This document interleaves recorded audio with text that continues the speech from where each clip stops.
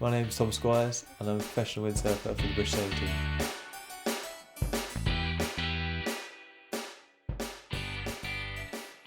I started windsurfing when I was 11, down holidaying in Cornwall. It was me and my sister and my dad that got involved, and we picked up some kit for 50 quid and went back up to Oxford. There's a local lake called Farmore Reservoir, and learnt how to windsurf there. I grew up in Oxford. It influenced my career a lot actually, because I wasn't interested in education or anything like that. So when I learned how to windsurf, I latched onto it and was every day I was asking my parents, like, please, can we go windsurfing? Then the lake there was so perfect, safe, no need to worry. My dad used to drop me off or come with me and windsurf with me. My sister was better than me when I first started, so but she went down the education route and I was just like, windsurfing. I think I was just so outdoorsy. All I used to talk about on the bus was windsurfing to my friends. So I think when I left school and I want to windsurf when I'm older, they're quite understanding. My parents were really chilled out about the whole decision. They didn't really, just like, oh yeah, that's fine, that's cool. I think a lot of people, parents, would be your future. You got to think of your future. What are you going to do? You can't become a professional windsurfer. What are your degree? Getting a degree, get an education. And my parents was just happy to let me move on with windsurfing. I didn't even know windsurfing was Olympics when I first started.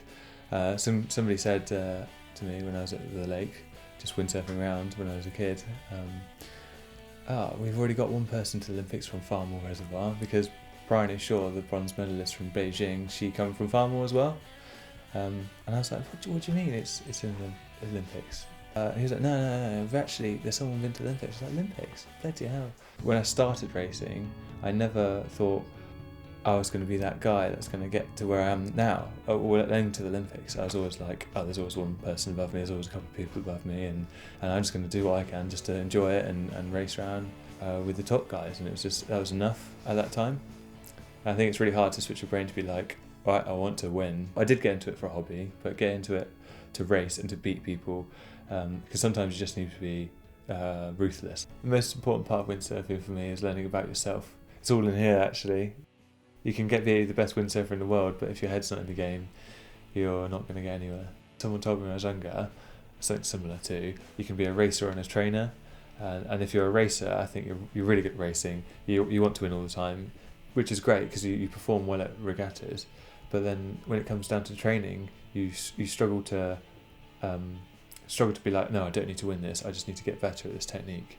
And then the trainer really thrives in that environment where they're like, okay, I'll break this down, I don't need to win this, but I just want to make this. And I consider myself a bit more of a trainer. So when it comes to racing though, I struggle with being like, okay, now I want to win, and I want to win every race here.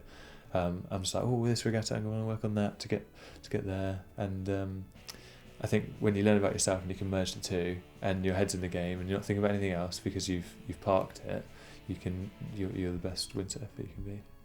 I think I learned a lot about myself during the Olympic period in 2015 and 2016. Things get really competitive. Only one Olympic windsurfer goes in men's and one Olympic woman. I learned a lot about myself and how much pressure someone can put on you, and how much you've got to learn how to deal with the stresses, the environment, the coach changes, the coach supporting that one sailor, from being like a group training partner to that one person. Yeah, it's really hard.